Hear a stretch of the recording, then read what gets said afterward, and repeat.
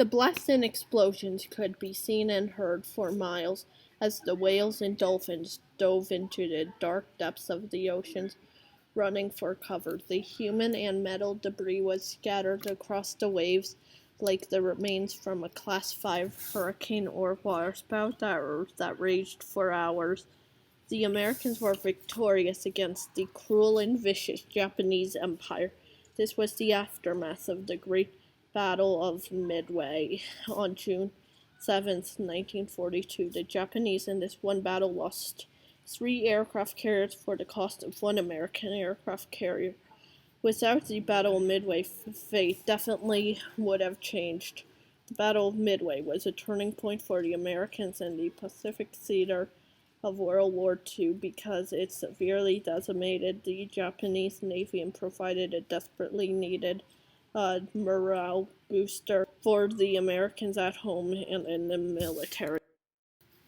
Before talking about the Battle of Midway, it is important to understand the details of the Japanese attack on Pearl Harbor, which plunged the United States into World War II. In December of 1941, it was a devastating surprise attack that sank or heavily damaged a U.S. battleship, along with 3 cruisers and several other ships. The only saving grace was that the U.S. carrier fleet was not in port on Sunday morning, December 7th, 1941, the day of the attack. A total of 2,403 American citizens and servicemen were killed and 1,178 wounded. The next day, President Franklin Delano Roosevelt, FDR, asked Congress to declare war on Japan. 3 days later, Germany and Italy declared war on the United States, so Congress declared war on them. Back! America was now at war on 2 fronts. It would be a critical naval victory for the U.S. in the lead-up to the Battle of Midway. The Japanese were already taking too many risks because the Empire of Japan found the American aircraft carrier nearby. The Japanese High Command refused to order their aircraft bombers to attack insignificant targets, which was wasteful. They were using up their resources and then they were vulnerable. One example was a nighttime incident when Japanese planes accidentally tried to land on an American aircraft carrier and were met by vicious anti-aircraft gunfire. During the Battle of Midway from May 4th to May 7th, in 1941, Japan lost over 69 aircraft and 656 men in all. The U.S. were better at anticipating the attack, and it was the first time they used radar against the Empire of Japan. Following the Battle of Coral Sea, the ensuing New Guinea campaigns were launched against the Japanese, which turned the tides in favor of the Allies as they gained more control of the South Pacific. The Japanese Empire was not going to be able to defend all of the islands. The Japanese were down significant carriers heading into the Battle of Midway. Through intelligence services, the American military knew that Japan was planning an imminent attack in the late spring of 1942, but they did not know where. Americans had good radar systems and they could tell about Japanese naval movements in advance. The Japanese strategy was based on having a surprise attack, so the Japanese had less of a chance to be successful because their enemy knew their plans in advance. The U.S. broke the Japanese codes in 1942. The attack location and time were confirmed when the American base at Midway sent out a false message that it was short of fresh water. Japan then sent a message saying that AF was short of fresh water. The Americans now knew that Midway was the target of the Japanese invasion.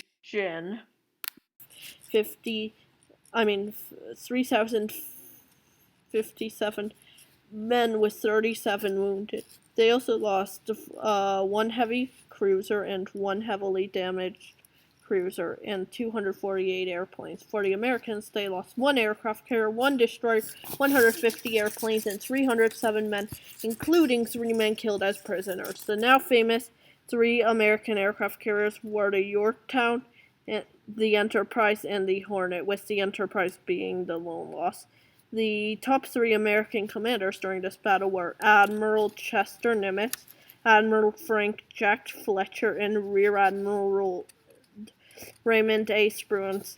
The Japanese commanders were Marshal Admiral Isoroku Yamato, Admiral Nobutake Kondo, and Admiral Chuki Nagumo, and Rear Admiral Taman Yamaguchi, where he was killed in action. The fact of the Japanese losing their 4 aircraft carriers during the battle was an incident which they never recovered from.